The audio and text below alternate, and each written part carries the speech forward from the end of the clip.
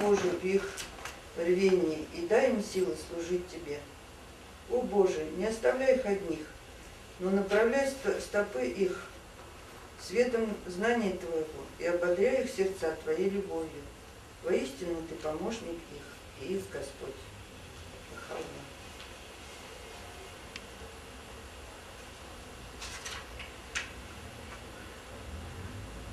О Боже, освежи и обрадуй мой дух, очисти сердце мое, воспламени силы мои. Веряю в руки Твои все свои дела. Ты мой водитель и мое прибежище. Не опечалюсь и не сокрушусь болью, но обрету счастье и радость. О Боже, да не погряз меня в заботах, смятенью ли изнурят меня, да отрешусь я от неприятностей жизни.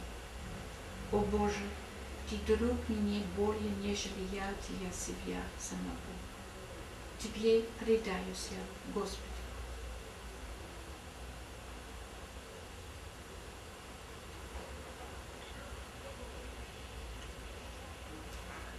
Господи благой, Ты произвел все человечество от единого корня. Ты определил всем принадлежать единой семье. В присутствии Твоем святом все суть слуги Твои. Весь род людской нашел приют в скинии Твоей. Все собрались на щедрой трапезе, за щедрой трапезой Твоей, и все озарены светом Твоего провидения. О Боже, Ты добрый ко всем. Ты деляешь всех укрываешь, всем даруешь жизнь. Всех наделил Ты талантами и способностями, и все погружены в океан Твоей милости. О Господи благой, объедини всех, да достигнут согласия религии, да воссоединятся все народы в один народ, дабы считали они друг друга одной семьей и целую землю единым домом, да живут они вместе в совершенном согласии. О Боже, возвысь Тя к единству народов, свяжи, о Боже, все сердца воедино. О Отче милостливый, о Боже, возрадуй наши сердца благоуханием Твоей любви, осияй глаза наши светом Твоего руководства, услади наш слух музыкой слова Твоего, и всех нас защити твердыней Твоего промысла. Ты могущественный и силен, Ты прощаешь грехи, несовершенство же человека Ты не берешь в расчет. Абдул-Баха.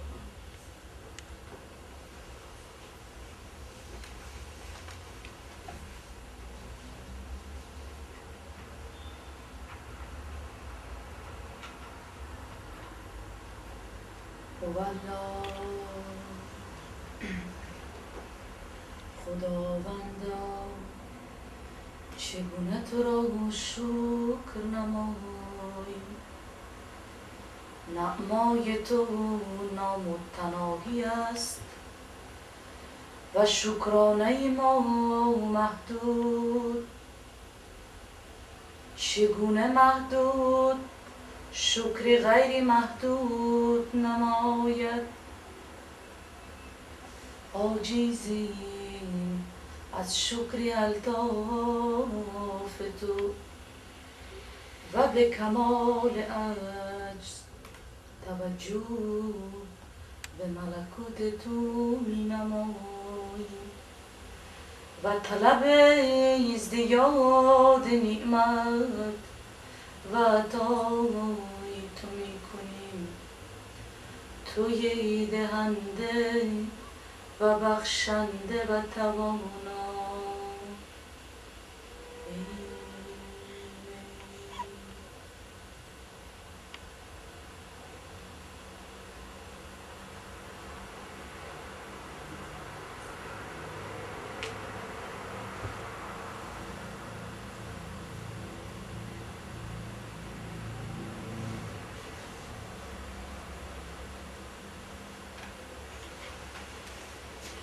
I thought tonight I would talk about the subject of backbiting. Сегодня вечером мне хотелось бы поговорить о злословии.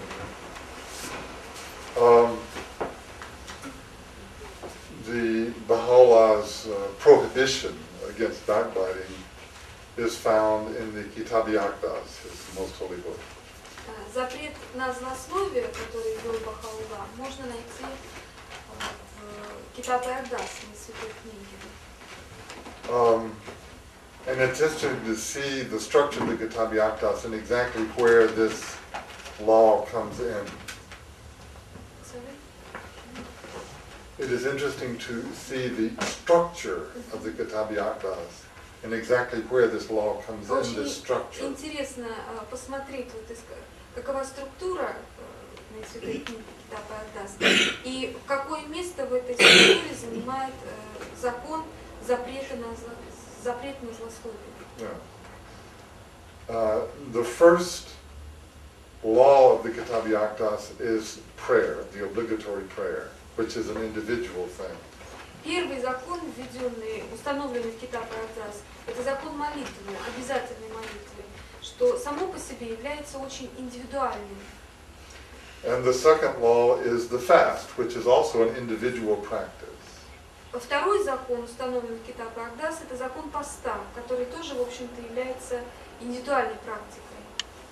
And Baha'u'llah goes on for several pages about these practices, about prayer and fasting. И в течение, на протяжении нескольких страниц Бахаулла разъясняет эти два закона, закон об обязательной молитве и закон о посте. And then, in one phrase, he turns to social laws, the question of social laws. И затем вдруг, совершенно неожиданно, одной только фразой он обращается, он прерывает как бы вот этот поток рассуждения о личном, об индивидуальном и переходит к социальным законам, законам жизни общества. And he says, we are forbidden murder, adultery, calumny, and backbiting. И он говорит о том, что человеку, человечеству в целом запрещено убийство, клевета, прелюбодеяние и злословие. Now, so he doesn't go on at length about this, he just says this, just like that. И он более не распространяется, то есть не поясняет эти законы, он просто вводит эти законы, эти установления, эти запреты. Now, as already mentioned in the previous talk, of these four principles or laws, three are already in the Ten Commandments of Moses. И как я уже говорил ранее, в предыдущих моих беседах, из этих 4 принципиальных запретов, 4 законов, 3 уже встречались в других откровениях, они содержатся в 10 заповедях. That's obviously murder, which is Совершенно очевидно, что это убийство, adultery, прелюбодеяние, and calumny, which is lying, saying something false. и закон, запрещающий ложь, лжесвидетельствование.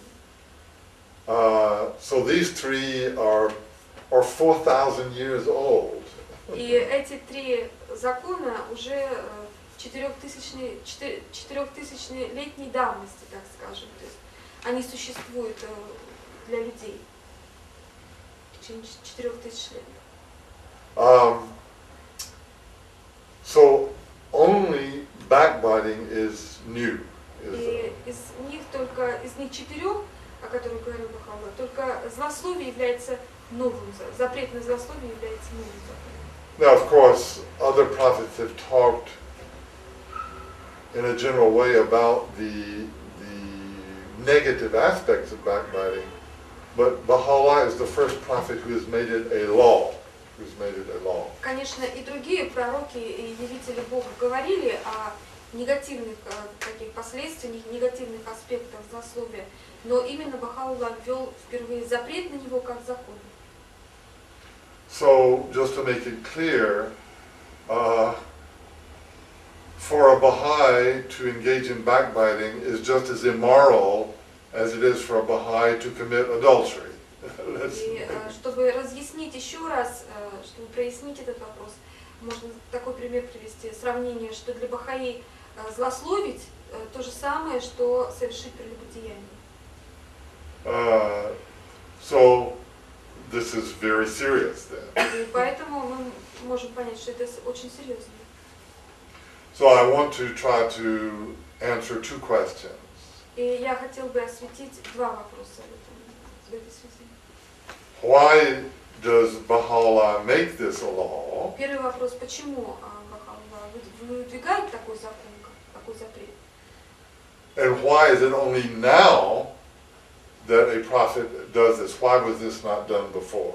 И второй вопрос, почему именно сейчас это происходит? Почему это не было установлено ранее? I think the answer lies in another statement of Baha'u'llah, which unfortunately is not translated into Russian. И ответ заключается еще в одном утверждении Баха'у'ллах, который, к сожалению, не переведен еще на русский язык.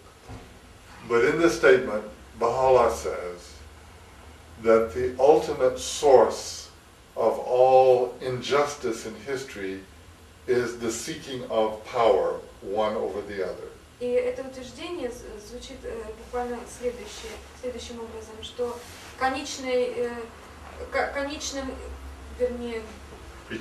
причина, да, первопричиной всей несправедливости, которая творится в мире, это поиск власти. Maybe you could just translate this phrase. It says, ever since the seeking of preference and distinction came into place, the world has been laid waste. I don't know if it's too hard. С тех самых пор, когда поиск предпочтений и различий вступили в свою силу, когда начались, мир был погружен, можно сказать, во мрак, запустение, мир превратился в такую. That's good. So that's where Baha'u'llah makes it clear that it is this seeking of power one over the other that is the source of the troubles of the world. То есть еще раз можно подчеркнуть, что Баха'у'ллах утверждает, что именно стремление к власти одного человека над другим является источником всех проблем, существующих в мире. Now, so we want to look at this question of the seeking of power and how it relates to the spiritual development of humanity. И хотелось бы рассмотреть, каким образом это стремление к власти связано или каким образом влияет на духовное развитие человечества. In the first place, we have to realize that there are natural power differentials that exist. There are those differences in power which are natural. Во-первых, мы должны принять во внимание, что существуют естественные различия во власти, то есть природные какие-то различия. Such as parents and children. Например, родители, отношения между родителями и детьми. Doctor and patient. Врач-пациент. Teacher and student. Учитель-ученик. So these are power differentials which exist in the natural order of things. We don't have to create them, they already exist. И это такая субординация, да, мы можем так, наверное, сказать, которая естественным образом существует. То есть нам нет необходимости создавать ее специально. Она должна быть, The parents have power that the child doesn't have. This is a fact. Родители обладают властью, которую не имеет ребенок. Это факт. Now, the question then is not whether power is itself a bad thing, because without power we can't do anything, good or evil. Поэтому вопрос не в том, является ли власть сама по себе плохой вещью, потому что без существования власти мы не имели бы ничего, ни плохого, ни хорошего. But it is the moral question comes with the use of power. In what way do we use power? И вопрос морали встает, вопрос о морали встает тогда, когда мы начинаем эту власть использовать. То есть каково это использование? For example, Например. the parents can use their power over the child to teach the child, to uplift the child, to Родитель make him more autonomous. может использовать свою власть, чтобы воспитать, взрастить ребенка, чтобы сделать его более автономным, более самостоятельным. But as we know, it does happen that parents can also abuse their power, that they can suppress the child, they can abuse the child psychologically or physically. И, к сожалению, мы слишком хорошо знаем примеры, когда родители злоупотребляют своей властью, и они подавляют своим авторитетом ребенка и унижают его, подавляют и физически, и психологически. And the same is true with, say, doctor and patient or a teacher and student. И то же самое происходит в отношениях между врачом и пациентом, и учителем и учеником. So what Baha'u'llah is saying is to seek power, to make power an end in itself, is always an abuse of power. И Баха'у'ллах говорит, что стремление к власти, делать власть целью, а не средством, это аморально. And it is always an abuse of power. You know, I'm saying that abuse of power is the moral question, and I'm saying that to seek power is an abuse of power. И можно сказать, что злоупотребление властью это аморально само по себе, и стремление к власти тоже аморально. No, it is always an abuse of power, an abuse of power. Стремление к власти это и есть уже само по себе злоупотребление. То есть использование власти во зло. Right. Now, all through history, there have been stronger people and weaker people. В ходе истории всегда были люди, которые были более сильными и были слабые люди. In other words, these power differentials have existed in all sorts of ways in history. И другими словами можем сказать, что вот эти различия во власти, они всегда существовали в ходе истории и в разных проявлениях. For example, Например, the man is physically stronger than the woman. например, мужчина физически сильнее женщины. Parents and children. Отношения между, опять же, родителями и детьми. Some peoples or nations have been stronger, have been conquering nations, and others have been submissive nations. Существовали нации или народы, которые были более сильными, более развитыми, и они осуществляли контроль, подчиняли себе другие нации. Контроль над другими нациями подчиняли себе. Economically, some have been masters and some have been slaves. И экономически тоже есть примеры, когда кто-то является хозяином, кто-то является рабом. So these all represent, these power differentials represent the opportunity to abuse power. И вот эти все различия во власти, они представляют собой возможности злоупотребления властью. Now, the materialistic assumption, the assumption of materialists has always been that man is so egotistical that if he has the possibility of abusing his power, he will do it. Материалисты утверждают, что мужчина, человек вообще, настолько эгоистичен, что как только появляется возможность злоупотребления властью, он обязательно ей воспользуется. But this is clearly not true. Но совершенно очевидно, что это не так. Because men and women, mankind, has chosen many times to use the power for good and not for evil. Потому что очень много примеров истории, когда человечество выбирало, осуществляло свой выбор в положительную сторону, то есть не злоупотреблять властью, а использовать ее во благо. The best example is mothers who sacrifice themselves for the good of their children. Mothers have done this for thousands of years. Самый лучший, наверное, пример будет пример матерей, которые жертвуют собой, своими жизнями ради своих детей. То есть свои, не в буквальном смысле, а своим покоем, здоровьем. We can even say that the whole of civilization has been built on the sacrifice of mothers. И мы можем даже сказать, что вообще цивилизация в целом построена на самопожертвовании матери.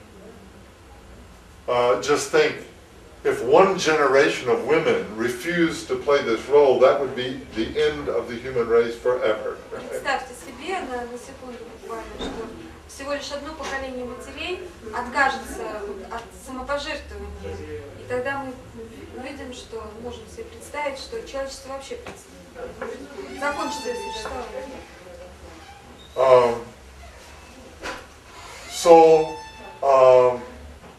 I'll leave this to the discussion. One can go into this much more scientifically, but I will take it as demonstrated that the abuse of power involves two things: the existence of power and a choice in the use. In other words, that it is not inevitable that if one has power, one will abuse it, that it is a choice to abuse power. И, конечно, можно и дальше рассуждать, очень много дискутировать, но хотелось бы остановиться на одном таком моменте важном, что злоупотребление властью подразумевает под собой два момента. Это существование власти вообще и выбор в том, как эту власть употребить. Let's take the relationship between men and women. Давайте возьмем, например, отношения между мужчиной и женщиной. The man realized that he was more powerful than the woman. Mужчина понимает, что он обладает большей властью, чем Physically more powerful, physically. Силой здесь можно говорить. Now, man could have said, well, I need woman, woman needs me, so I can use my power to help lift her up, to educate her, to make, for us to have an equal relationship. И, например, мужчина мог бы рассуждать таким образом: я нуждаюсь в женщине, женщина нуждается во мне, и я могу использовать свою власть, свою силу для того, чтобы улучшить ее образование, чтобы поднять ее и сделать наши отношения равными. This would be mutually happy to both men and women, right? И от таких взаимоотношений, такого отношения счастлив будет и мужчина, и женщина. And of course, sometimes this happened. И, конечно, иногда это так и происходит. But we know that in a general way in history, man has used his power in different ways to suppress women. Но в ходе истории, как мы знаем, очень часто, может быть, слишком часто мужчины использовали свою власть, свою силу для того, чтобы подавлять женщин. He has used his power to abuse women sexually, to make them sexual objects. Подавление это происходило, например, когда женщина превращалась в объект сексуальных устремлений мужчин, то есть. As we know that the Arabs before Muhammad came used to bury their female children alive. They would kill their female children. Известно, что до пришествия Мухаммада, например, арабы закапывали родившихся девочек живьем. That was because the first child was a woman, because they had a patriarchal system in which the first child had to be a man. Это происходило, если первый родившийся ребенок был не мальчиком, что считалось нормой и законом для патриархальной системы. Если это была девочка, то ее закапывали живьем. Well, the same thing is happening right now in China. И то же самое сейчас в Китае происходит, представьте because there has been a law in China for many years что в течение многих лет в Китае существовал закон, that a family can have only one child. что семья может иметь только одного ребенка. This is an effort to reduce the population. И этот закон был введен с целью уменьшить население. So, Численность населения. again, for purely cultural reasons, families prefer boys to girls. И чисто по таким культурным каким-то соображениям, то есть соответствующим культуре этой страны, семья предпочитает не девочек, а мальчиков. So many girls are either aborted, И поэтому либо, если предполагается, что определяется мне пол ребенка, да, до рождения, и либо делается аборт, or they are sometimes killed. Right? или девочка бывает просто родившаяся уже. Now, I haven't seen the latest statistics, but this has gone on for so long that now there is a disproportion of men to women in Chinese society. Я не видел последнюю статистику, но поскольку это продолжалось в течение очень большого времени, сейчас в Китае существует диспропорция между количеством мужчин и женщин. I think it's something like 55-45, something like that. Соотношение примерно 55 на 45, 55 на 45. Which statistically is very, very high. И с точки зрения статистики это очень высокая такая диспропорция. Now, so all through history, people have chosen for different reasons to abuse their power. They have abused power over other people. И в течение всего общего хода истории люди злоупотребляли властью, например, злоупотребляли властью над детьми, над своими и так далее. Now, I want to just take a look at this dynamic between a victim and an oppressor. Я хотела бы сейчас рассмотреть вот эту динамику развития отношений между жертвой и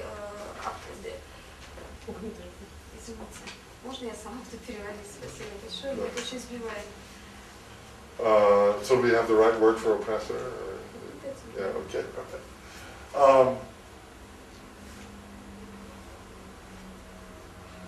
There are several aspects of this dynamic. В динамике этого развития существует несколько аспектов.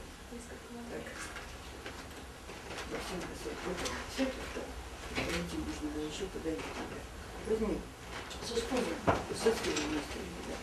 Да.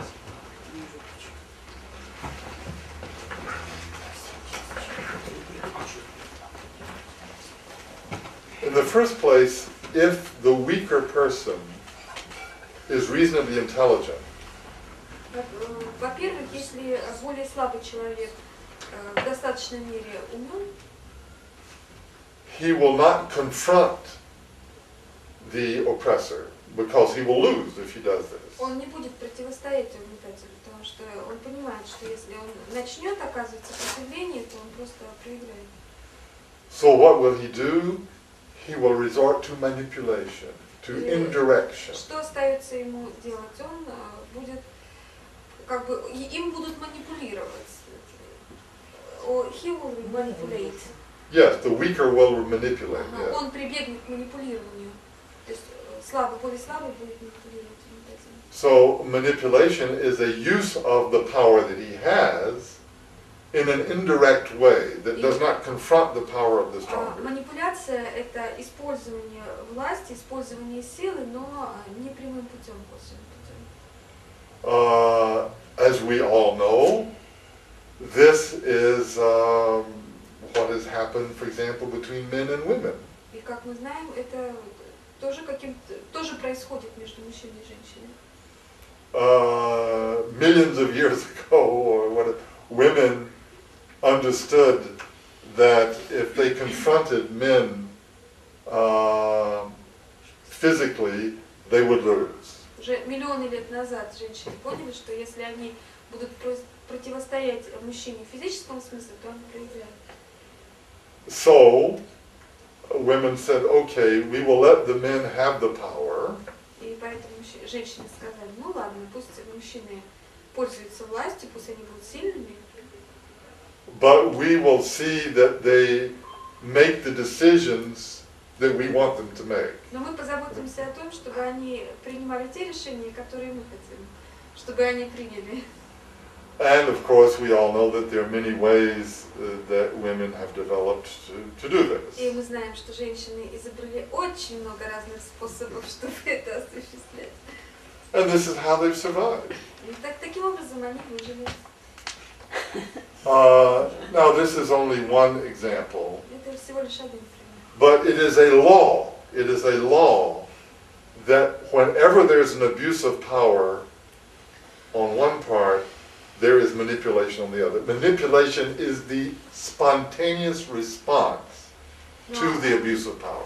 Это совершенно четкая закономерность, которая прослеживается через всю историю человечества, что как только возникает злоупотребление властью, ответ, спонтанным ответом на это злоупотребление является манипулирование. I am convinced, for example, that much of the misbehavior of children is their response to an abusive use of the power of the parents. И я совершенно уверен, что во многом поведение, отклонение в поведении у детей – это их ответ на злоупотребление властью со стороны родителей. I believe that if a child perceives that his parents are using their power for his good, that he will accept this. И я верю в то, что если бы ребенок понимал, что родители используют свою власть над ребенком для его блага, для добра, он бы это принял. It is when the child perceives that the power is being used to suppress him or abuse him that he then resorts to various forms of manipulation. И, когда ребенок понимает, что вот эта вот власть родительская используется для того, чтобы подавить каким-то образом его, и он прибегает к очень разнообразным формам манипулирования родителей. Now, one of the universal forms of manipulation of the weak has been backbiting.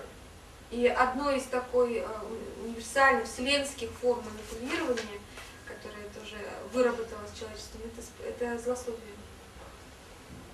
Think about it a second. Подумайте, пожалуйста. What is the payoff for backbiting? What is the reward? Какова награда за злословие? Well, in the first place, you can weaken the power of a strong person if you say negative things about him, and if these become believed, then this can weaken his power.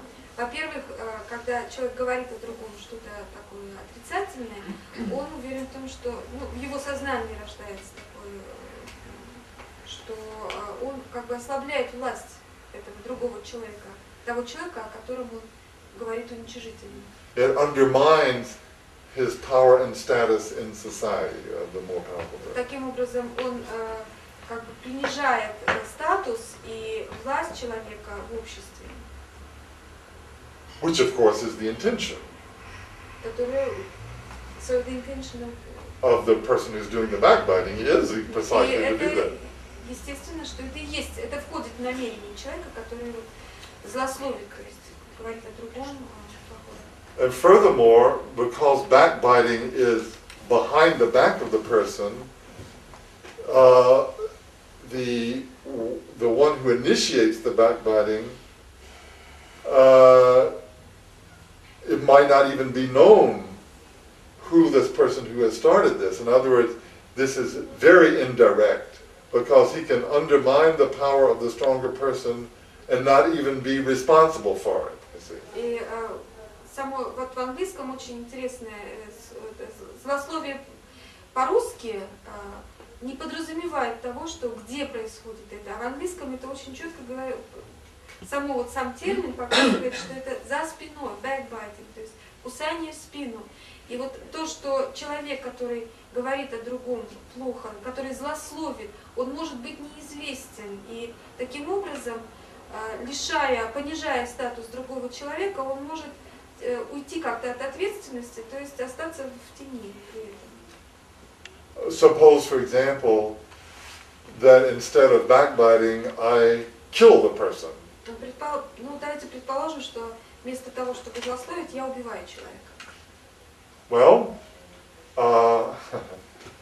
I might very well be executed myself or spend the rest of my life in prison. My life is over if I do this. И если я это сделаю, то жизнь моя закончена, меня либо казнят, либо я проведу всю свою жизнь в тюрьме.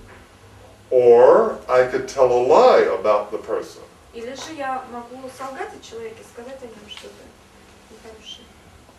But if I tell a lie, then everybody will know that it is me who has said this.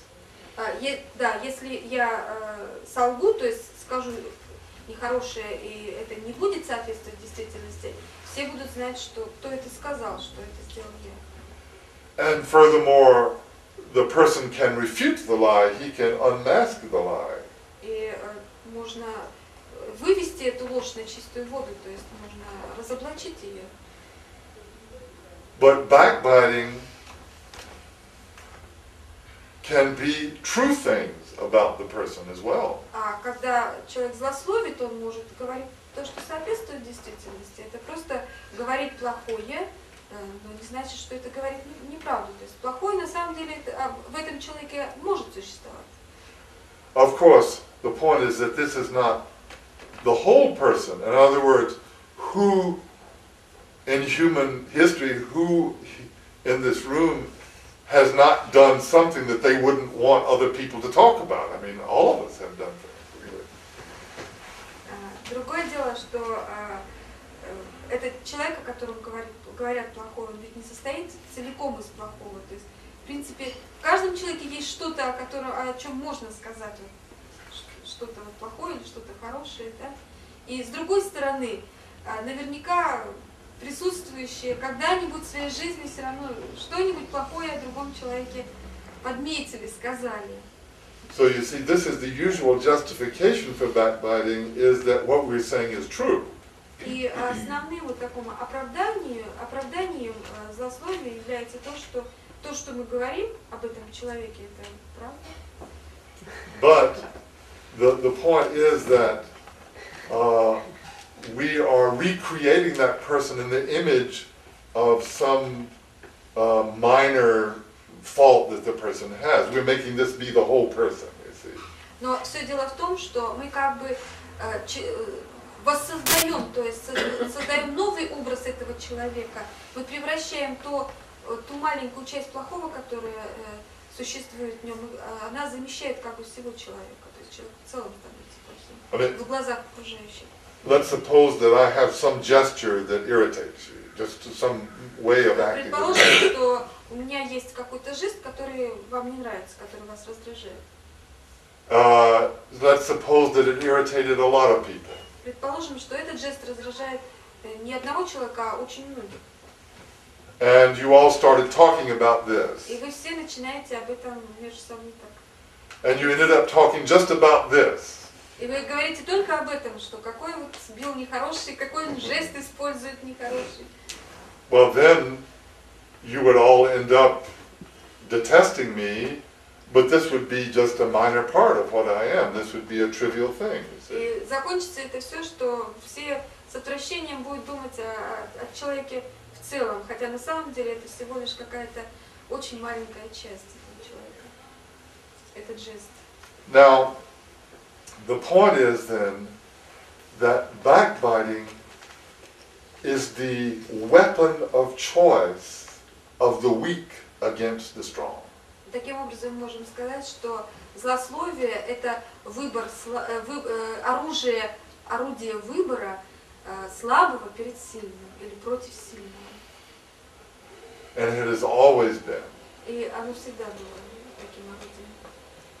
Therefore, if one backbites, this is an admission that one is weak.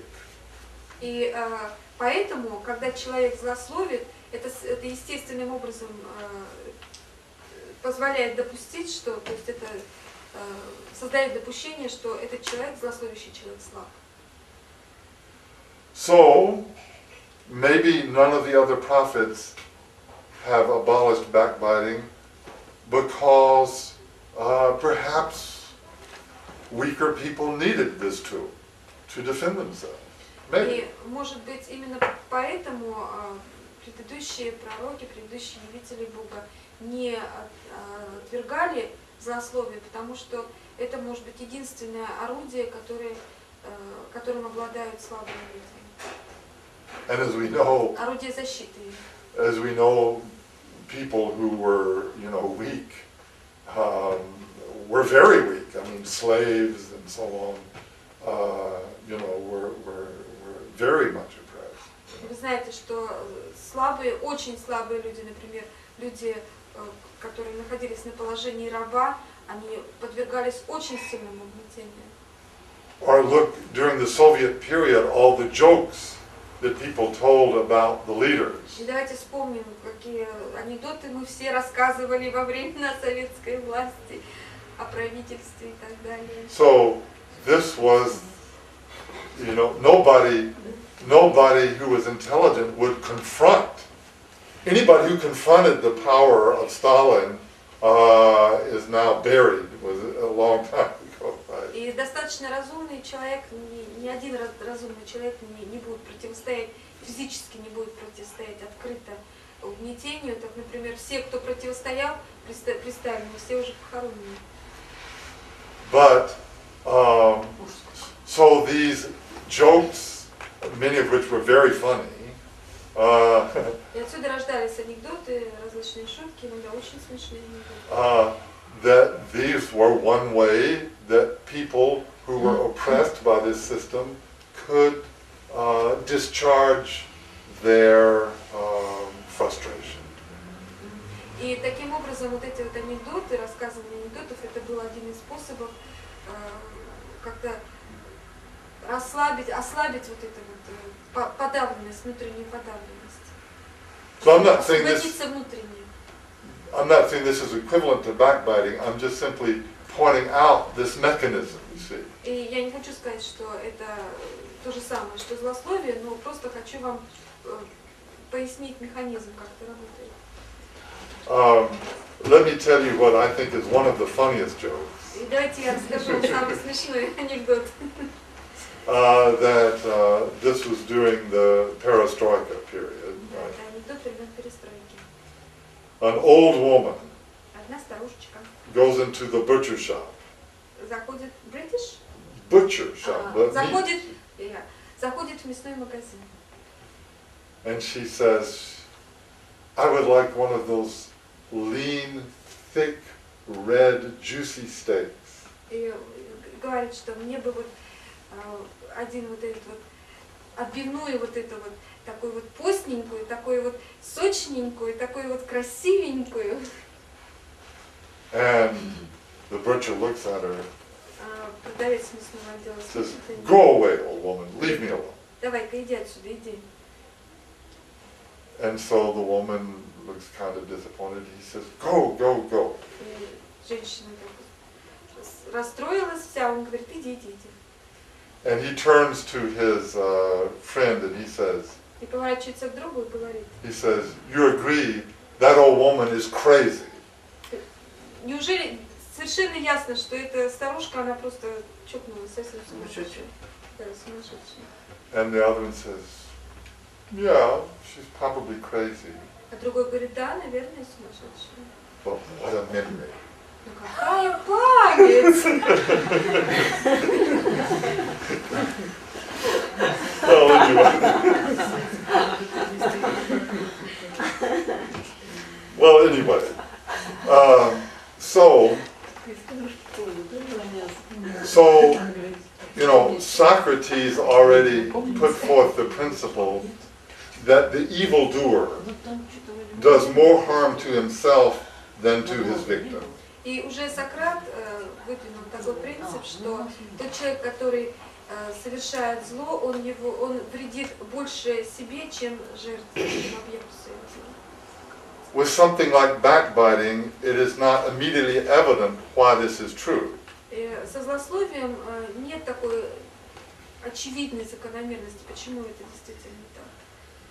But now we can understand why it is. Но сейчас мы можем понять, почему. Because, as I say, backbiting is an admission of one's own weakness. Потому что злословие – это допущение своей собственной слабости. And the use of backbiting increases this weakness. И использование злословия, оно увеличивает эту слабость. Because it means that one has to descend another person in order to raise oneself. Потому что другой как пытается принизить другого человека, человек пытается принизить другого человека и думает, что тем самым он возвышается сам. So why does Baha'u'llah make this a moral law? Так почему Баха'у'ллах делает это моральным законом? Because he explains that now has come the time when people must learn to renounce the pursuit of power. Потому что он объясняет это тем, что сейчас настало время, когда человечество должно отказаться от стремления к власти. So both the oppressor and the victim must each renounce the pursuit of power. И вот это стремление к власти от стремления к власти должны отказаться как угнетатель, так и угнетаемый. So the stronger must cease abusing his power. Более сильный должен прекратить злоупотреблять властью. And the weaker must stop manipulating. Более слабый должен прекратить манипулирование. And we must establish authentic relationships, as we talked Мы about. должны установить аутентичные отношения, истинные отношения. And we cannot have authentic relationships if one side is abusing power and the other side is manipulating. I mean, Аутентичные отношения невозможны невозможны в условиях, когда один злоупотребляет властью, другой манипулирует.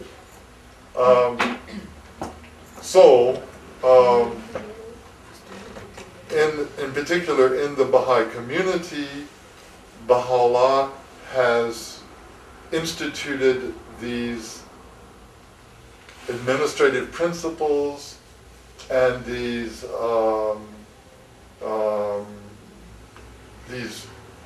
principles of interaction that make it virtually impossible for a person to seek power, to be successful in seeking power. И, по крайней мере, в общине Бахаи Баха'у'ллах устанавливает такие принципы, которые практически делают невозможным поиск власти.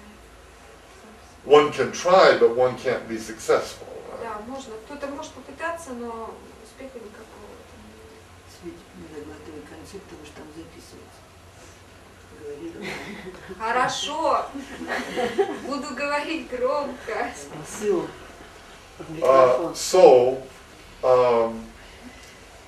This means that the majority of us who have felt ourselves as victims in the past И это означает, что большинство из нас, ощущавших себя в прошлом жертвами, can have confidence that Baha'u'llah has put into place those mechanisms which will defeat the abuse of power.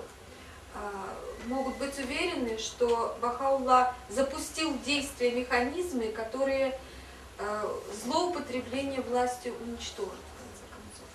So our renouncing of backbiting is an expression of our faith in Baha'u'llah, of our faith that he has in fact come to bring an end to the abuse of power. И наш отказ от злословия – это подтверждение наше того, что мы верим в Баха'у'ллах и верим в то, что он сделал невозможным злоупотребление властью. Отныне сделал это невозможным. So that's all.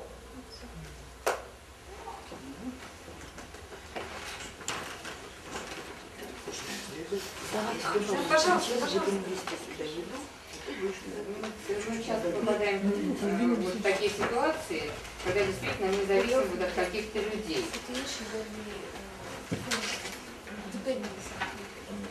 Например, от врачей. И хороший врач или плохой врач, как правило, определяется тем, как мы отзываемся. То есть в такой интерпретации получается, что это злословие, если мы говорим плохо о враче.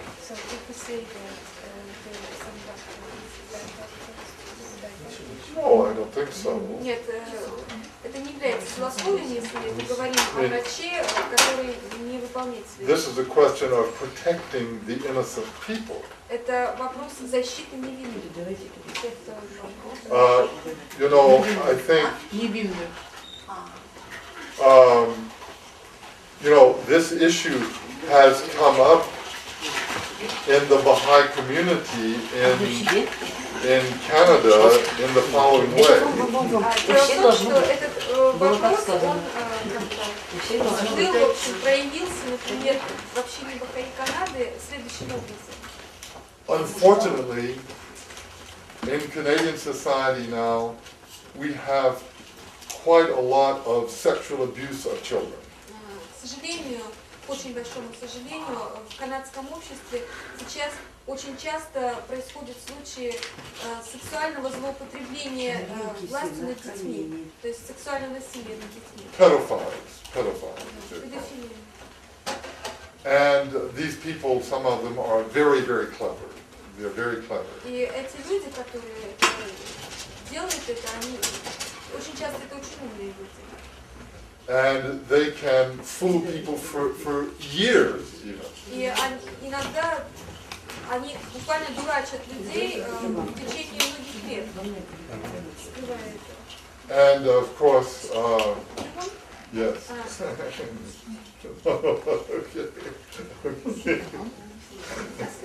Okay. And so the question has arisen in the Baha'i community, what if, let's say there's a person who's coming to the Baha'i meetings, who's coming to the fireside. И поднялся вопрос вот именно в общине Бахаи, что делать с человеком, который приходит на встречи. Children. К сожалению, к очень большому сожалению, в канадском обществе сейчас очень часто происходят случаи сексуального злоупотребления властью над детьми, то есть сексуального насилия над детьми. Pedophiles. Педофилия. And these people, some of them are very, very clever. They're very clever. И эти люди, которые делают это, они очень часто это очень умные люди. And they can fool people for years, even. И иногда они буквально дурачат людей в течение многих лет. And of course, yes. Okay.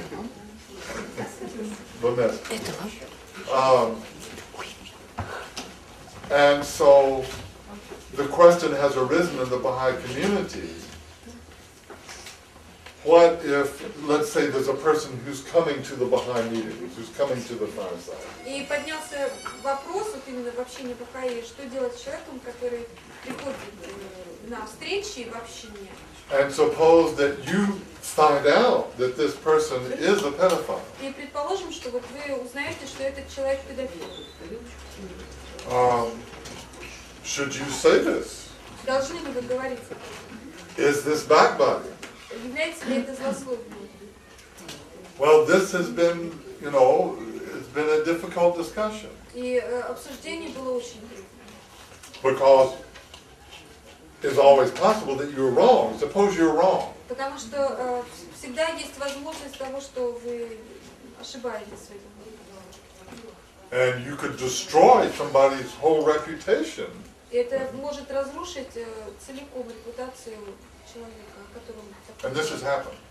И это действительно иногда так и происходит. I'm not saying within the Baha'i community, but this has happened in society. И это происходит и в обществе, когда говорят о человеке совершенно невинном. We have a doctor here. У нас I have a есть врач, Baha'i friend и у меня есть друг Бахаи, who was a specialist in cancer of the breast for women. He was an oncologist. специалист по раку груди, женской груди. And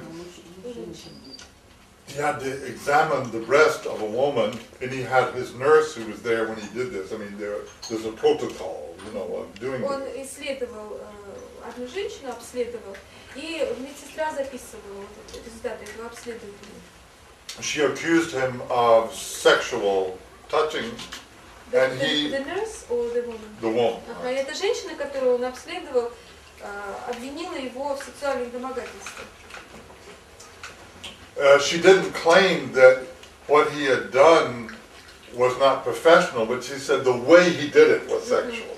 И она не заявила, что вот то, что он делал, было непрофессионально. Сказала, что то, как это делал, было сексуальным домогательством.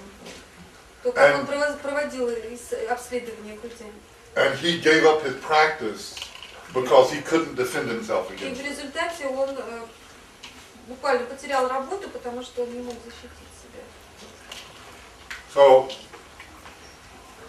So I think that if we have positive knowledge, И я думаю, что если у нас есть позитивные знания, положительные знания, that a person is an abuser, for example, что, то есть мы совершенно точно знаем, что этот человек злоупотребляет властью, or that a doctor makes professional mistakes, или что доктор совершает профессиональные ошибки. then I don't think it's backbiting to say that. Только в таких случаях я думаю, что это не злословие, если мы говорим об этом. But of course, in the Baha'i community, we should go to the local assembly to say this. Ну, конечно, если это дело, если происходит внутри общины Бахаи, то в первую очередь следует обратиться к местному собранию, прежде чем выносить на общее обсуждение. But this issue has become so difficult in Canada now. Но вопрос этот настолько трудным стал сейчас в Канаде, That there is now a law что сейчас был принят закон, that if you are aware, if you have knowledge, if you are aware of a case of sexual abuse, что если вы знаете о случае сексуального какого-то домогательства, and you do not report it to the police, и если вы не сообщаете об этом в полицию, then you can be prosecuted in the same way as the abuser. то вы можете быть наказаны точно так же, как и тот человек, который это домогательство осуществляет. So, my daughter is a psychologist, И моя дочь психолог, and she deals with a lot of cases of abuse. и она очень много, часто имеет, сталкивается с таким случаем домогательства. You're getting tired. Yeah. Okay. So for several years she worked on an army base. И несколько лет она работала психологом в армии, Now, на армейской базе.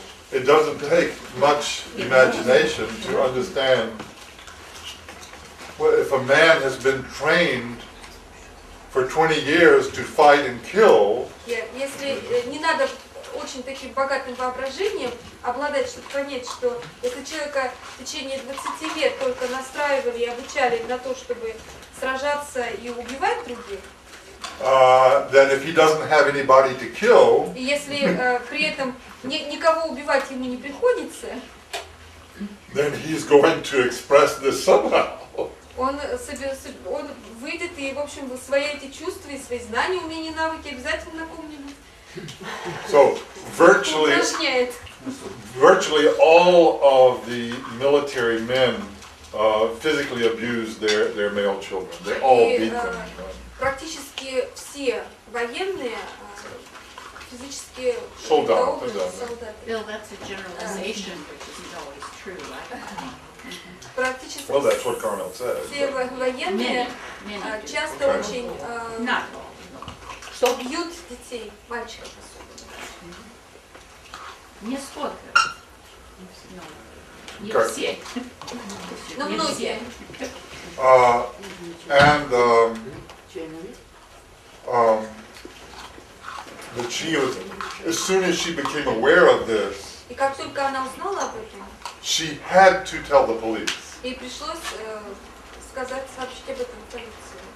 And several times she was physically threatened by the man И because she had told the несколько раз police. ей угрожали физической расправой из-за того, что она сообщала о таких случаях в полицию.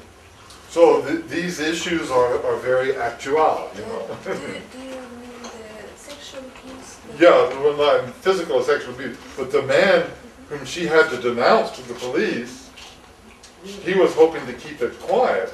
So when he knew that she, the psychologist, was the one who had told the police, then sometimes he would threaten her. She's a woman, and you know.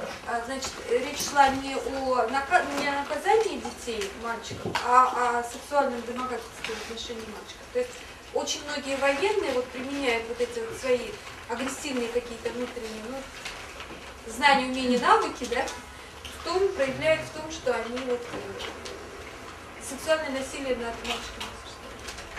So, all of this to say that this is a very intricate moral question.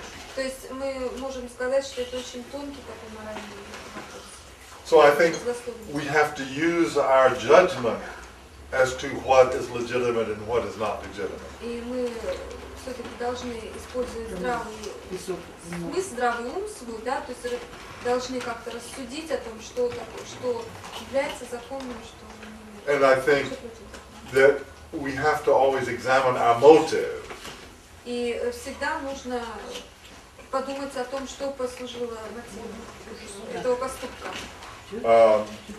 Because, for example, if I just don't like a doctor, Потому что если мне просто врач не нравится, да, but I don't know of any professional error that he's но made, я не знаю, были ли какие-то у него профессиональные ошибки в его работе, then I would have to, if I'm going to tell somebody else, talk against this doctor, и я I would хочу, have to examine my motives and say, why am I doing this? и собираясь сказать об этом враче что-то нехорошее кому-то другому, я должен сам прежде всего подумать, а почему это происходит, что послужило причиной того, что я об этом враче буду так отзываться. But of course, as I say, there would be cases where in order to protect an innocent person, we would have to do this. You know? Но, конечно, в том случае, если мы должны защитить невинного человека, нам придется это сделать, то есть если действительно имеет место профессиональная ошибка. Пожалуйста, вопрос. Еще вопрос. Да. Вот такой. Когда люди ругаются, да, то есть там столько разных слов, и сквернословия, и злословия, и все что угодно. А потом вроде как-то разойдутся в разные стороны, да, и как-то на душе легче. И потом вроде... Сделал гадость, носился. Да. Right. And then after this quarrel, we feel much better. Sometimes it happens. Well, that's your opinion. Это по-европейски. Uh, Это, извините, это ваше мнение, да. Мое Что, мнение? да, что легче становится, может быть, и не легче. Все, я поняла. maybe you feel better, but is the relationship better? Да, может быть, ощущение лучше после этого, но можем ли мы сказать, что отношения лучше? Милые бронятся, только тешатся. Ну да. I mean, the psychopath feels better after he kills his victim. Okay? Да, психопат, например, очень хорошо себя чувствует после того, как он свою жертву убивает. Ой, Господи. Намного лучше, чем до. Нет, так вот понятно, психопат это, так сказать, какие-то отклонения, это понятно. То есть, So we can say что-то, psychopath is not alone.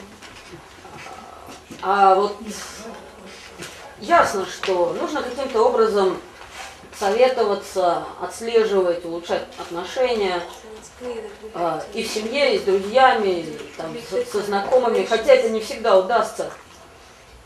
То есть человек не захочет тебя слушать, и это его право. Но, наверное, как себя удержать от этой вспышки? Потому что Well, it is certainly one of the great tests of life. There's no doubt Да, about это одно it. из самых больших испытаний в жизни.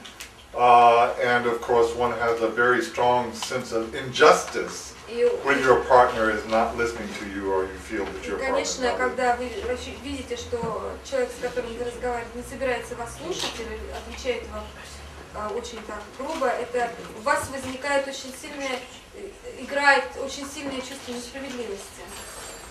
But I think that this is a challenge for us to learn how to communicate, how to talk about our problems in a more productive way. Но это и возможность для нас поучиться тому, как улаживать вот эти вот проблемы более продуктивным способом, как-то более эффективно.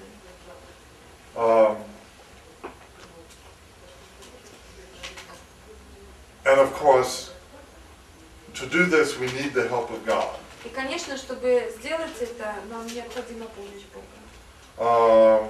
We need to pray for help. Мы должны молиться о помощи, просить о помощи. And I think it isn't possible without the help of God. И я думаю, что без помощи Бога это невозможно. But my experience is that with the help of God, one can overcome these things. И по своему собственному опыту судьи я могу сказать, что именно с помощью Бога человек может преодолеть в себе вот эти вот негативные какие-то. I had a very important conflict with my mother У меня был очень сильный конфликт с моей мамой. that lasted for 20 years. 20 лет продолжавшийся. And it was finally resolved, but only after very much effort. И он в конце концов разрешился, этот конфликт, но очень большие усилия к этому. And my mother became a Baha'i at the age of 92 years old. She became a И Baha'i. в возрасте 92 лет моя мама стала бахаи. And she even acknowledged afterwards that Позже она даже призналась, что she acknowledged that what I had done was necessary. что то, что сделал Билл, это действительно было необходимо. But it was extremely difficult. Это было очень трудно признать это. Этот шаг был очень трудный. And it could have destroyed the relationship. И вот это непринятие поступка Билла, оно могло все отношения разрушить, если бы она не была. And I only took the actions I did when I felt that I had no other choice. И она приняла вот то, что я совершил, те шаги, которые я предпринял, только тогда, когда поняла, что иначе просто невозможно было поступить. Еще час. So I think we can only do the best we can and pray for God's help, and He will help us. И я думаю, что самое лучшее, что мы можем сделать, это просить Бога о помощи, Он обязательно поможет. And I think very much depends on our motive, why we are doing it. И очень много зависит от мотива, почему мы это делаем. In the case I just mentioned with my mother, I only acted in a certain way when I was absolutely sure that I was seeking only justice and not anything else. И в Only случае justice. с конфликтом этим, который возник между Биллом и его мамой, Билл поступил так, как он поступил, только будучи твердо уверен, что в основе этого лежит не что иное, как справедливость. Пожалуйста, еще вопрос. Валера, вы, наверное, хотите спросить. Да, я хотел бы спросить. Что же вы? Означает ли вот запрет на злословие, нежелательность критики людей? Yeah, that's another thing, but that's right, we shouldn't criticize people either. We should avoid criticism as much as possible. Критиковать тоже не следует, точно так же, как и злословить. And Abdul Baha'i said that in this faith, in this revelation, criticism and contention have also been forbidden. И Абдул-Баха говорил, что в этом откровении критика и отвержение, и осуждение, вернее, людей тоже запрещены. Но таким образом человек может не знать о своих не нравящихся другим людям недостатках. That we cannot like other people. No, that we cannot know some things that other people see in us. Yeah, that's true. Well, if you want to ask somebody to help you discover your faults, then that's not criticism. Если вы попросите человека помочь какие-то недостатки свои, то уже не будет критикой. То есть, понимаете, да? Если мы просим других рассказать о своих недостатках, и он это делает, это одно. Когда... But if I simply criticize you, this will only make you defensive. This will make you less willing to look at yourself.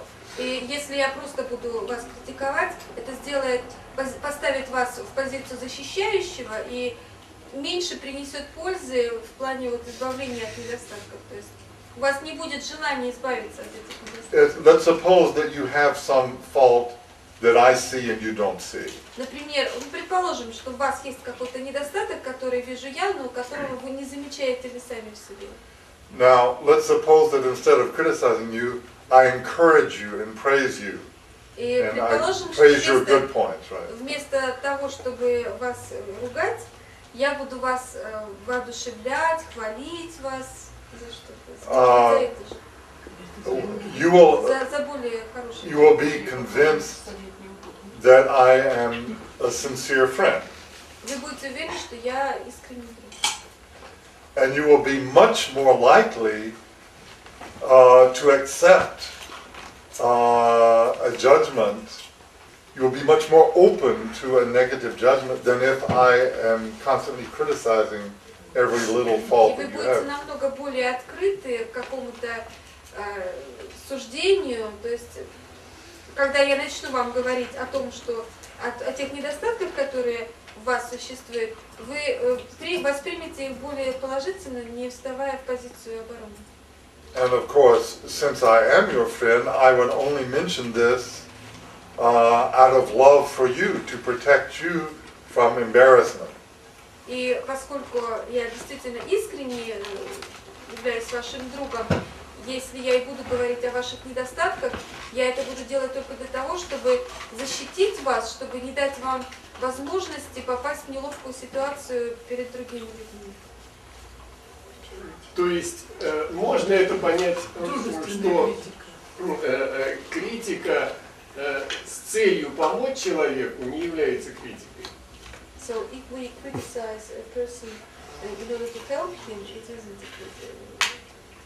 This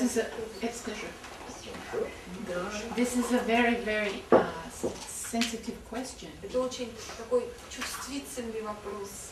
Because Abdul Baha, the son of Baha'u'llah, says that we should be careful not to bring sadness to anyone's heart. Абдул-Баха, сын Баха'у'ллаха, говорил, что мы не имеем права, мы не должны доставить огорчение ничьему сердцу. Не должны огорчать ничье сердце.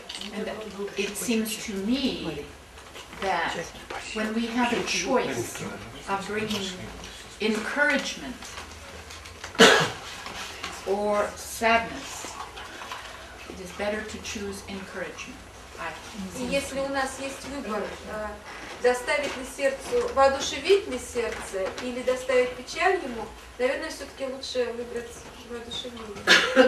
And the Universal House of Justice, the supreme body, in И the Baha'i Всемирный дом community справедливости, высший орган общины Бахаи, speaks very much about the necessity of encouraging one another.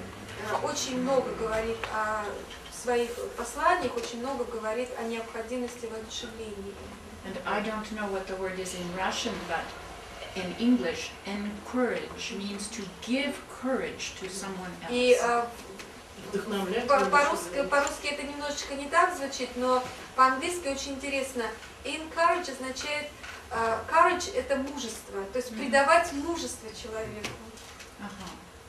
And so when we do that one to the other, then То есть, таким образом, когда мы воодушевляем другого человека, мы даем ему больше уверенности в своих силах, больше мужества. Но может быть, тогда этот закон нуждается в дополнении обращения к человеку, задумываться о своих слабых сторонах и чаще спрашивать других людей, советоваться. Maybe we should add to this law some part that so a person must think over his weaker points and think before he does Well, that's true. That's what Baha'u'llah says, that we should bring ourselves to account every day. He says that. Бахауллах говорит об этом, он говорит, отчитывайся перед собой каждый день, прежде чем потребует отчета перед тобой, у тебя потребует отчета. Потому что я сам знаю, что меня чужая критика только стимулирует бороться со своими недостатками. Да, Валера, я буду иметь это в виду.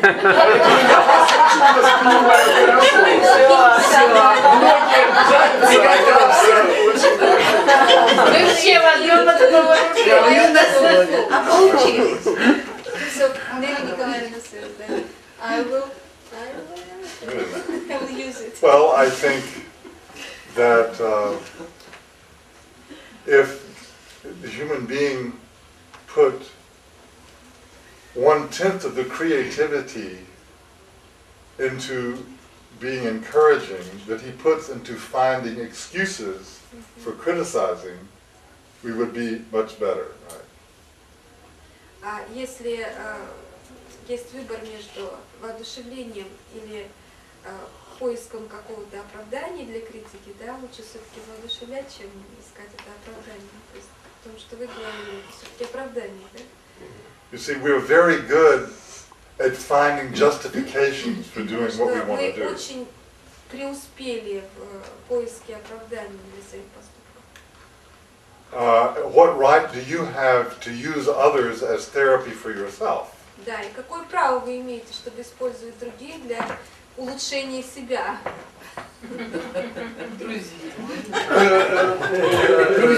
Право, наверное, право не видеть себя, мне кажется, что это достаточно непросто видеть себя в любой момент времени со стороны.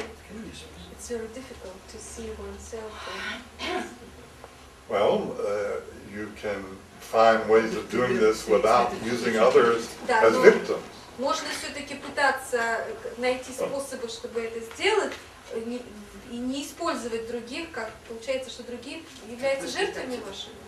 In fact, if you renounce the seeking of power in your relationships with others, this will lead you to see your errors much quicker than anything else. И вообще, если человек прекращает стремление к власти, это приводит к тому, что он свои ошибки начинает очень быстро замечать.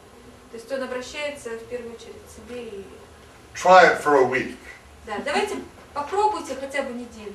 If you don't like it, you can go back to criticizing for the rest of your life.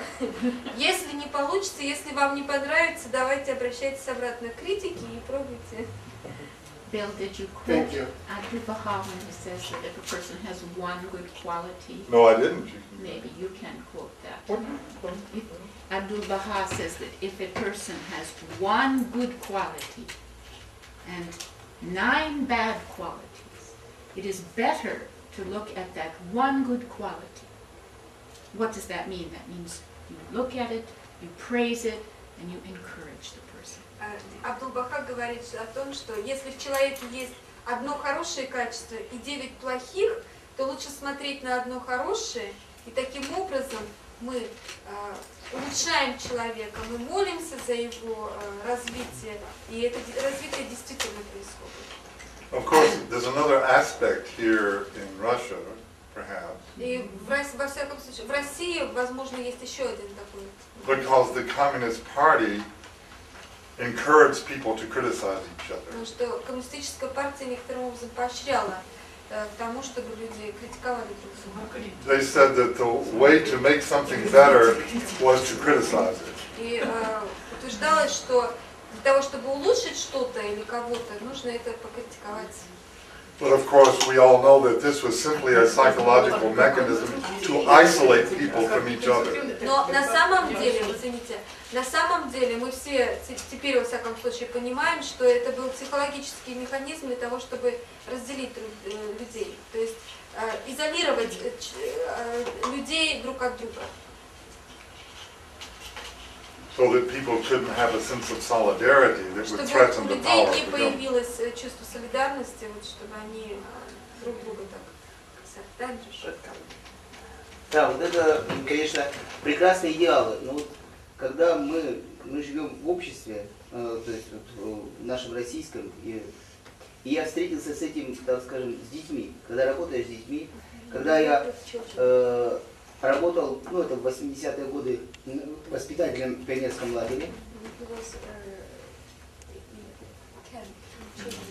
Мне приходилось управлять вот этими детьми. Тогда я еще не имел педагогического образования. И я подходил традиционными методами нашего общества. То есть, если возникали какие-то конфликты,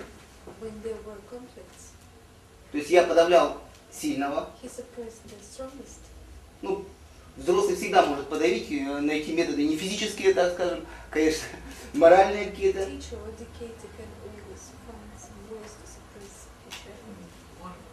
Да. И за счет этого я мог управлять вот этим, так скажем, отрядом своим.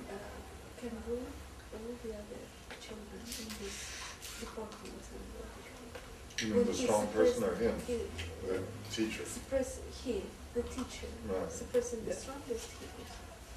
Потом, конечно, я поднимал этого ребенка. Естественно, не оставлял его в конце, чтобы он был подавлен. Да, он самый сильный был. И в конце он становился моим другом. Ну, это... Ну, когда я стал не только бахаи, но получил педагогическое образование, я стал поступать по методике. И стало сложно управлять, например, в классе, без вот этих систем манипуляций. Потому что общество вокруг, оно живет по этим законам. И жить по законам Бахаи очень сложно. Особенно на работе и взаимодействие с обществом. Вообще выйти на улицу уже сложно. Ну, на улицу еще можно. А переходить через улицу.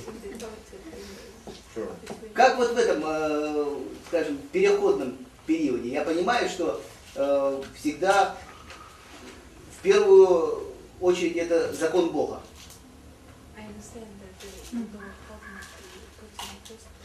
Но вот возникают такие случаи.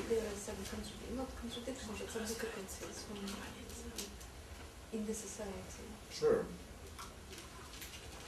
Well, I mean, obviously, we are only responsible for that which we can actually affect in some way. We're not responsible for what society has done. I mean, you know, we can only help that which we can have some effect on.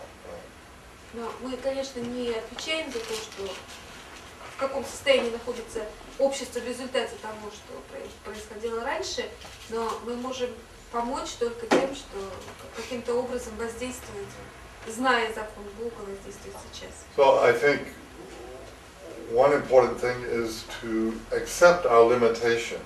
И я думаю, что очень важным моментом является принять свои ограниченность свои. I mean, you may very often be in a situation where you can see it would be much better to do such and such a thing, but you don't have the authority to do this. Например, очень часто вы можете оказаться в ситуации, когда вы осознаете, что было бы намного лучше, если бы вы сделали так-то, так-то и так-то, но вы не имеете на это прав. Or authority. Well, this can be very. Полномочий, так скажем, не имеете на это. But this can be very frustrating. But what I do in these situations is to pray about them. И это может быть очень таким моментом, который подвигает, может быть, разочарование ввергает, но что я делаю в таких случаях, я просто молюсь. And ask God if there's any way that I can help, if He can show me any way that I can help. И прошу Бога о том, чтобы Он показал мне путь, как я могу, каким образом я могу, что я могу сделать для этого, как я могу помочь в этой ситуации.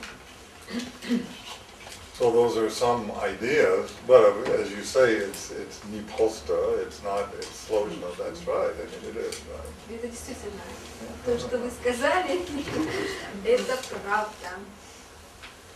Можно мне... Да, я хотела спросить, как вы относитесь к средствам массовой информации? Мне кажется, что там, в общем-то, злословие сплошь и рядом. Oh yeah, well you have whole TV programs that are built on that. Целые телевизионные программы только на этом строятся многие программы. Yeah, they call it reality TV. И они это называют телевидением реальности.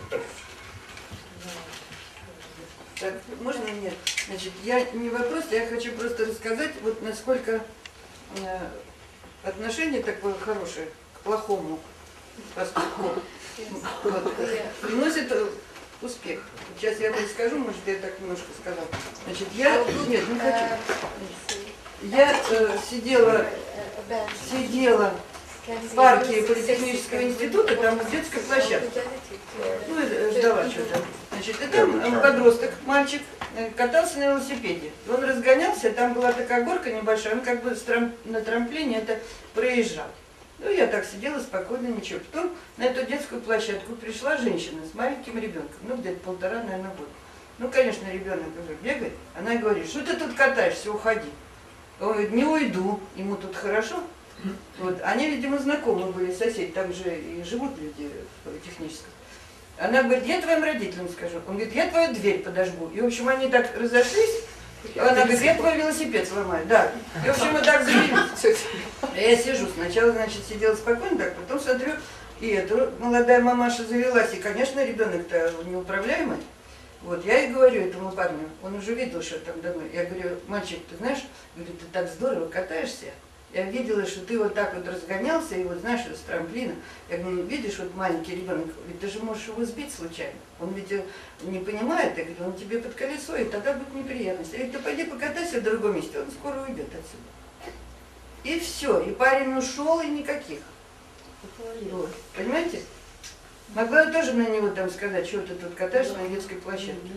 А когда я его похвалила вот за то, что он так, я говорю, ты здорово, там действительно он такой трамплинчик такой. Вот. И все. И вот такую ситуацию можно всегда применять, когда конфликт назревает. Всегда сказать, вы знаете, что вот вы такая там, допустим, разумная женщина или там еще что-то такое, хороший человек.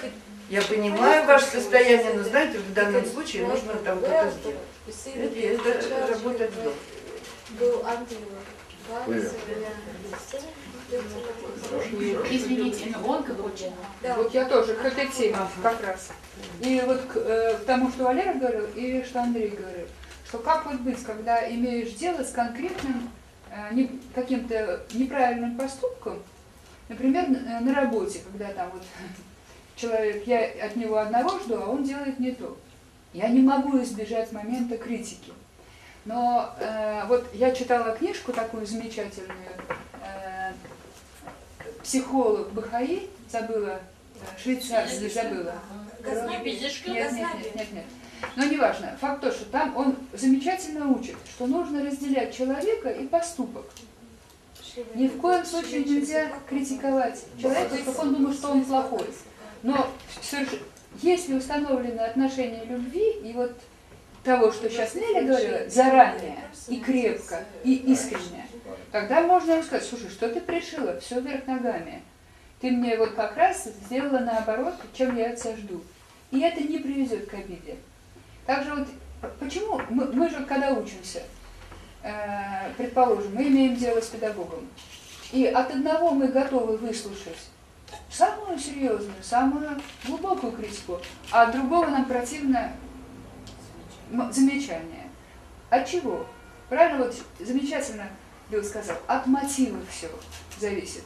Если этот педагог, все его отношение на искренней любви к искусству, я не знаю, к процессу, к людям основано, тогда не страшно какие-то частные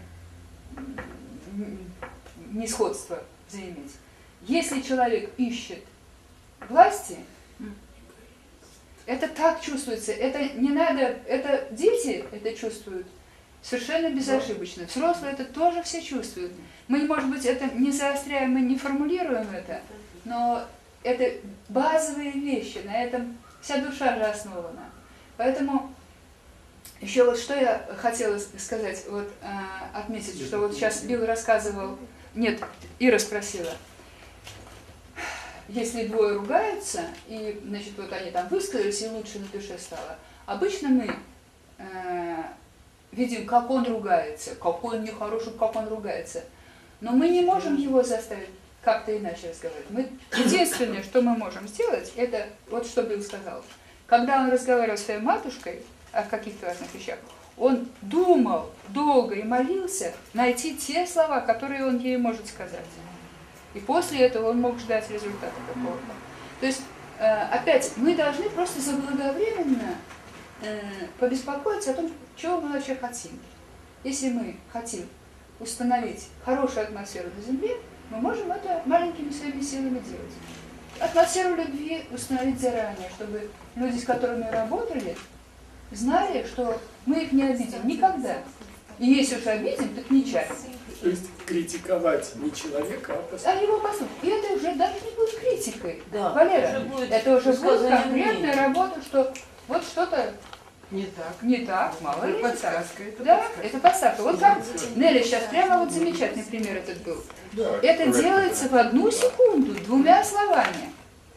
Все дело в мотиве. Все, спасибо большое. Совершенно правильно. Говорит Билл. Можно еще, да? Ну, как раз в Абдул-Баха по этому поводу сказано, когда о воспитании детей, что дети же очень часто совершают неправильные поступки. И даже мало того, что неправильные, а плохие.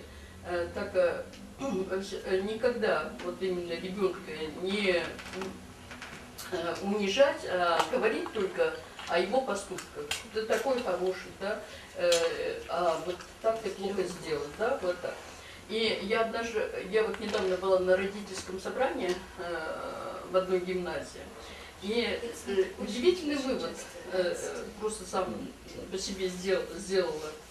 Знаете, все учителя представляли, ну, конец четверти представляли отчета о учениках. Класс небольшой, всего 12 человек, и говорилось конкретно о каждом человеке.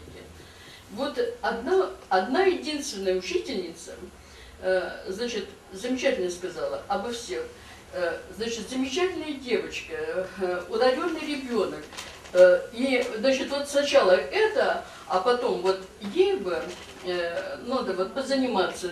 И там оценки там единица, двойка, тройка, да.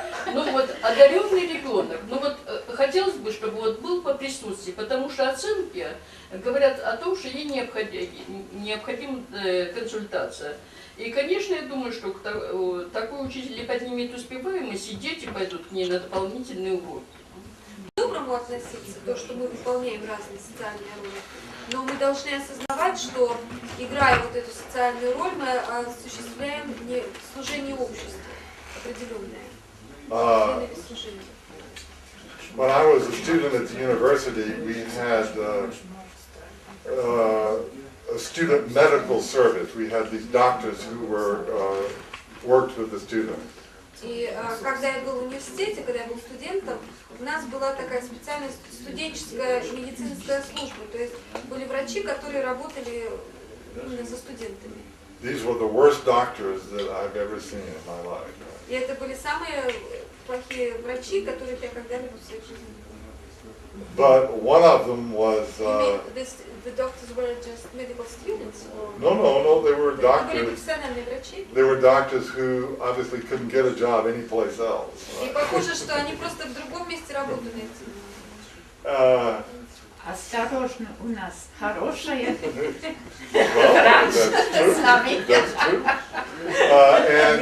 Очень близкая тема. So one of the doctors, he knew French and German, and he could quote Molière and everything. He knew everything, but how to cure diseases, right? И один врач, он такой очень образованный был, он и по-французски говорил, и по-немецки говорил, и Мольера наизусть читал, но все мог делать, кроме лечить. And so typically, if you would go to him, he would say, well, you know, if you students would stop all the drinking and smoking and staying up late, you wouldn't get sick like this. И очень такой тип, ну, то есть его излюбленным выражением было, что когда к нему приходил студент с какой-то болячкой, он говорил, ну вы студенты, если вы прекратите пить, курить и всю ночь не спать, то у вас никаких и болячек не будет. I say, well, I don't drink and I don't smoke and I get very good, I get to bed early. И Билл ответил, что ну, я вообще-то и не пью, и не курю, и спать вовремя ложусь. Рано даже, можно And you'd сказать. say, well, you know, the human body is a wonderful thing. It will just heal itself if you give it a chance. И он тогда говорит, ну ты знаешь, человеческое тело это вообще удивительное создание, оно само себя может излечить.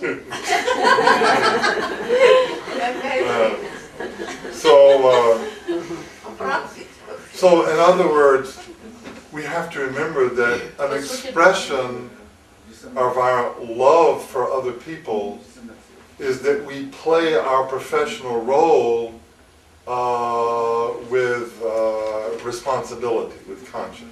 И вот это выражение «любить ближнего», «любить других людей» означает, что мы должны свою профессиональную роль играть со всей ответственностью, то есть выполнять свою работу на очень высоком уровне. So if we confuse our professional role with a personal relationship, then this is not really helping the other person.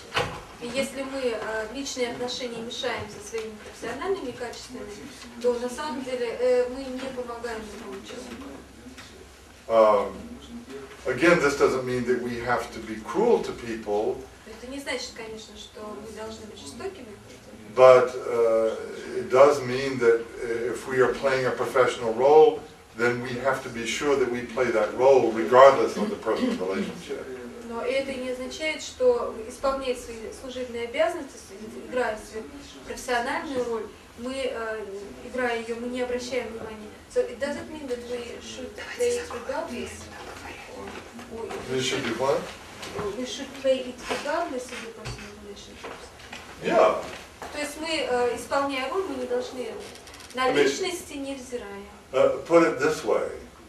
Suppose you had to have an operation on your brain. Но представьте, что вам предстоит операция на мозге. Would you rather have the worst human being on earth, but who is the best surgeon, or a really friendly, wonderful human being who is incompetent?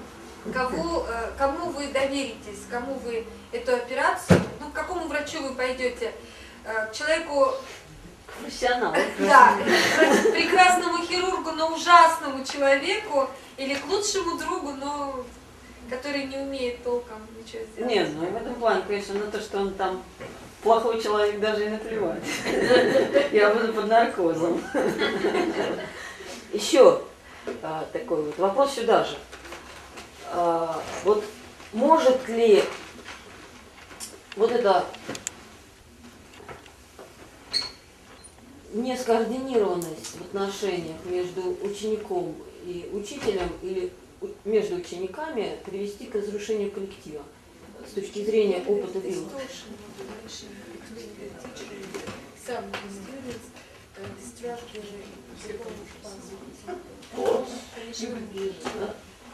Of course. For sure.